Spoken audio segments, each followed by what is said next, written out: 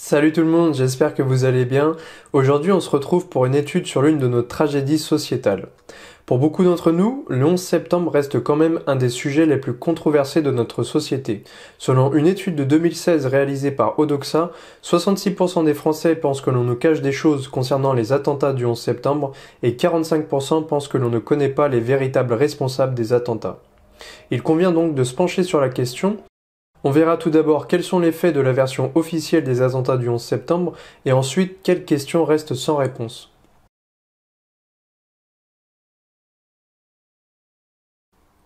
Dans la matinée du 11 septembre 2001, 19 terroristes djihadistes détournent 4 avions de ligne, qui sont des avions de 100 tonnes environ, utilisés pour le transport de personnes sur des bases commerciales. Le premier avion fut détourné à 8h14 et percuta la tour nord du World Trade Center à 8h46. Le deuxième fut détourné à 8h45 et percuta la tour sud du World Trade Center à 9h03. Le troisième fut détourné à 8h53 et percuta le Pentagone à 9h37. Et le dernier avion est détourné à 9h28 et s'effondrera dans un champ en Pennsylvanie à 10h03. Entre le détournement du premier avion à 8h14 et le crash du dernier avion à 10h03, aucun avion de chasse de la défense aérienne américaine ne put intercepter un des avions commerciaux. Autrement dit, en tout, les avions ont circulé dans l'espace aérien pendant plus de 90 minutes sans être interceptés. Cela est dû au fait que ce jour même, de nombreuses simulations d'attaques aériennes étaient en cours, laissant très peu d'avions disponibles pour intervenir pour la véritable attaque et mettant les agents de tour de contrôle dans une confusion déroutante. La tour nord, percutée à 8h46 par le vol AA-11, s'effondra à 10h28. La tour sud, percutée à 9h03 par le vol UA-175, s'effondra à 9h59. Le propriétaire des deux tours jumelles avait acheté ces deux premières 7 semaines avant les attentats du 11 septembre et possédait déjà la tour 7, se situant juste à côté des deux autres. Cette tour, dite World Trade Center 7, s'effondra à 17h20 à cause des incendies. Le Pentagone a été frappé sur une de ses faces et non sur son toit, ce qui a obligé le terroriste ayant détourné l'avion à effectuer une manœuvre très difficile. Une boucle en descente est arrivée en rase-motte pour venir percuter un endroit précis, le Pentagone. Cette face du Pentagone venait de finir des rénovations visant à le protéger d'une attaque terroriste qui a renforcé sa structure avec des poteaux en acier et une couverture de Kevlar. Concernant le vol UA-93, celui-ci visait a priori la Maison-Blanche à Washington, mais les passagers à bord se sont révoltés face aux terroristes, obligeant ces derniers à s'écraser dans un terrain sans faire de morts autres que ceux présents dans l'avion. Une commission nationale sur les attaques terroristes est créée en 2002 et publie un rapport nommé The 911 Commission Report qui constitue l'enquête détaillée des attentats. Et deux agences se voient confier le travail d'expliquer l'effondrement des tours, la FEMA, Federal Emergency Management Agency, et le NIST, National Institute of Standards and Technology, qui publient leurs rapports en 2002, 2005 et 2008. Le nombre de questions sans réponse soulevées par les études de ces rapports sont très nombreuses. Je vais faire un résumé de celles les plus importantes. Premièrement, chaque avion a une certaine vitesse différente autorisée à haute altitude et à basse altitude appelée VMO. Cela est dû au fait que l'air est plus rare en haute altitude et présente donc moins de résistance sur l'avion, lui permettant ainsi d'aller à une vitesse élevée, alors qu'à l'inverse, à basse altitude, l'air est plus dense. Les avions qui dépassent une vitesse à basse altitude se voient exposés à des risques du phénomène dit flotteur, menaçant de briser les ailes et la queue de l'avion, voire même de son fuselage. En plus de cela, le contrôle de l'avion à haute vitesse en basse altitude devient alors très difficile. Les avions détournés ayant leur VMO à 660 et 650 km/h, comment ont-ils pu percuter à 790 km/h et 940 km/h les tours du World Trade Center, à 850 km/h le Pentagone et à 900 km/h le sol de Pennsylvanie, tous à une altitude proche du niveau de la mer? Deuxièmement, selon la troisième loi de Newton, les actions de deux corps l'un sur l'autre sont toujours égales et de sens contraire. Cela signifie qu'une force provoquée sur un objet subira une force d'intensité égale dans la même direction mais dans le sens opposé. Et selon la loi de conservation de l'énergie totale d'un système isolé est invariante au cours du temps.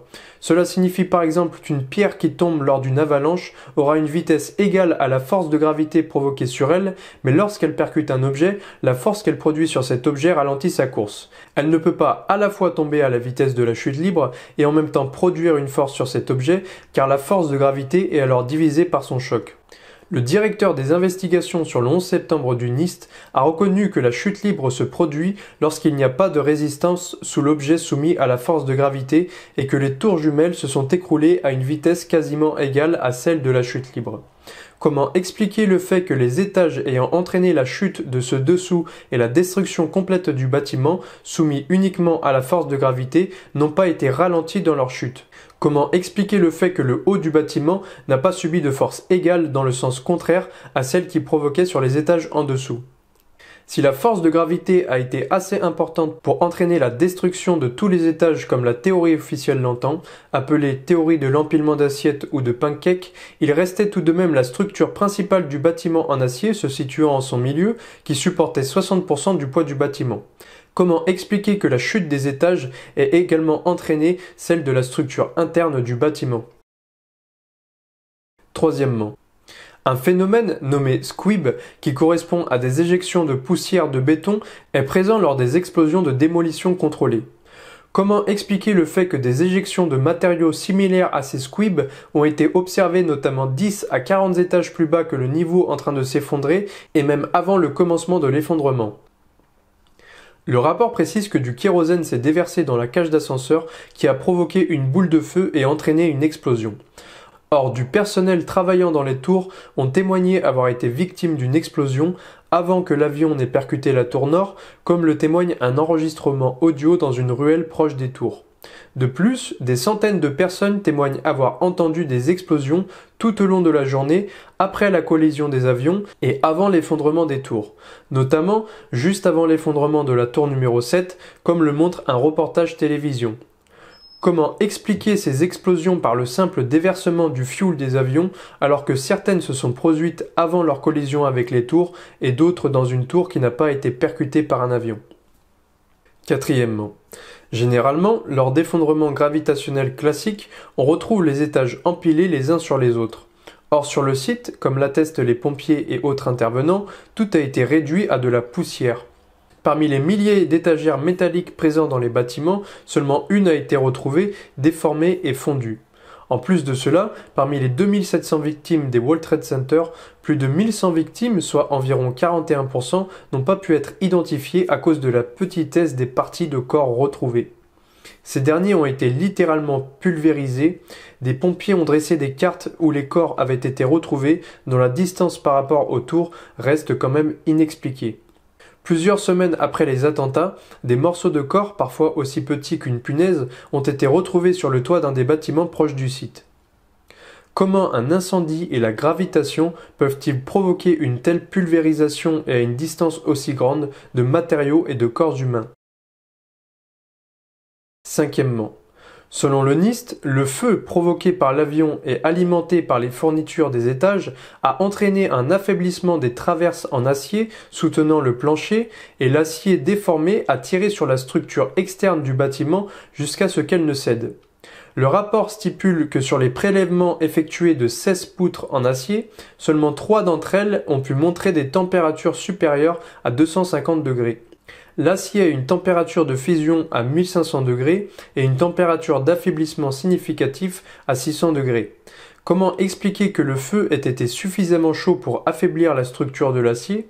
Et surtout, pourquoi le NIST a refusé de communiquer son modèle informatique ayant permis d'enregistrer des températures supérieures à 900 degrés? Sixièmement, 6 semaines après l'effondrement des tours, le sol sous les anciens bâtiments était si chaud qu'il faisait fondre les bottes des personnes intervenant sur les lieux. L'acier en contact avec l'air prenait feu instantanément et de nombreuses personnes ayant intervenu sur les lieux rapportent avoir vu des fontaines d'acier fondu couler dans les catacombes du site. Des poutres en acier de 15 cm d'épaisseur ont été retrouvées complètement déformées et fondues. Comment expliquer que des températures allant jusqu'à 1500 degrés ont été enregistrées des semaines après l'attentat et que les incendies sous le site ont duré jusqu'à fin décembre, soit 3 mois après les attentats? Septièmement, un article du New York Times rapporte que les inspecteurs de vol ont cru que la licence de pilotage de Hani Hanjour était fausse car il ne savait ni parler anglais ni piloter un avion. Un de ses instructeurs de vol a dit clairement qu'il n'était pas capable de voler du tout. L'avion qui a percuté le Pentagone a effectué une boucle en descente de 330 degrés à 600 km/h et a percuté le Pentagone en rase-motte à près de 900 km/h. Les contrôleurs aériens témoignent avoir cru à la présence d'un avion militaire sur le radar car on ne pilote pas un Boeing 757 de cette manière. Comment une personne incapable de piloter a pu réussir une telle prouesse de vol? Pourquoi n'a-t-il pas visé le toit du Pentagone qui aurait évité une telle manœuvre et fait bien plus de dégâts? Pourquoi le Pentagone avait-il prévu des renforcements spécialement au niveau de cette façade? Huitièmement, le PIOC, Presidential Emergency Operations Center, est une structure comme un bunker se situant sous la Maison Blanche, censée faire office de protection et permettant des communications en cas d'urgence. Devant la Commission nationale des attaques terroristes, Norman Mineta, un homme politique, a témoigné être arrivé au PIOC à 9h20 et avoir assisté à une conversation entre un agent militaire venu avertir le vice-président Dick Cheney qu'un avion non identifié approchait et se trouvait à 80 km du Pentagone. Il est revenu en disant qu'il se trouvait à 16 km et a demandé si les ordres tenaient toujours et le vice-président a répondu « Bien sûr que les ordres tiennent toujours ». Bien que le vice-président lui-même rapporte avoir été emmené dans le bunker au moment où la tour sud était percutée à 9h03, le rapport de la commission a placé cet échange avec l'agent militaire à 10h10 et dit que cette conversation concernait non pas l'avion se dirigeant sur le Pentagone, mais celui qui s'est crashé en Pennsylvanie.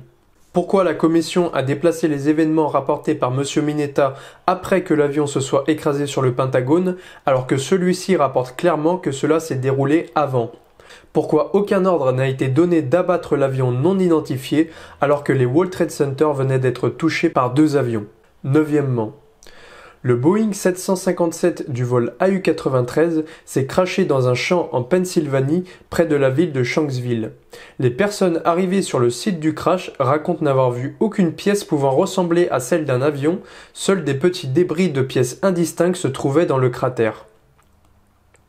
Le maire de Shanksville lui-même a partagé sa surprise face à la découverte du site en répétant qu'il n'y avait aucun avion sur les lieux. Le FBI a stipulé que l'avion s'était complètement enfoncé dans le sol et que les pièces de l'avion avaient été retrouvées 3 à 7 mètres de profondeur. Normalement, lorsqu'un avion se crache au sol, le fuel présent prend feu et une épaisse fumée noire se dégage des flammes pendant plusieurs minutes. Sur la vidéo prise à côté de la ville, on aperçoit uniquement un nuage en forme de champignon, mais pas accompagné d'une fumée noire et épaisse. Les journalistes arrivés sur le lieu du crash disent ne pas avoir senti d'odeur de fuel, mais uniquement celle d'une terre brûlée. Comment un avion de 100 tonnes peut-il complètement disparaître dans le sol et pourquoi aucune fumée noire et épaisse ne s'est dégagée du site? Dixièmement. Pour finir, le bâtiment World Trade Center 7, se trouvant à proximité des 2 tours jumelles, semble s'être effondré sans aucune raison apparente car aucun avion ne l'avait percuté. Le NIST a conclu que les incendies étaient la cause de l'effondrement et rapporte avoir découvert un nouveau phénomène appelé expansion thermique. C'est la première fois dans l'histoire qu'un gratte-ciel s'effondre à cause d'un incendie. Le logiciel permettant l'étude de la propagation des incendies a été créé et développé par le NIST lui-même. Ils avouent que la majeure partie de l'effondrement du bâtiment World Trade Center 7 s'est déroulée à la vitesse de la chute libre. Pourquoi les données du logiciel de simulation de l'effondrement n'est pas disponible au public? Comment peut-on considérer les données du NIST fondées d'un point de vue scientifique alors que leurs recherches n'ont pas été publiées dans une revue scientifique ouverte? Un des pompiers premiers intervenants lors des attaques du 11 septembre, David Miller, mort d'un cancer suite à la poussière respirée ce jour, a dit « Les complots ne sont que des preuves que les tribunaux ne veulent pas entendre. Si cette mini-étude vous a plu, je vous conseille d'aller faire un tour sur le site riopaid911.info où vous trouverez les 3 documentaires complets dont j'ai résumé ici les grandes lignes. N'oubliez pas de vous abonner pour ne louper aucun contenu, je vous souhaite une bonne journée, à la prochaine, bye.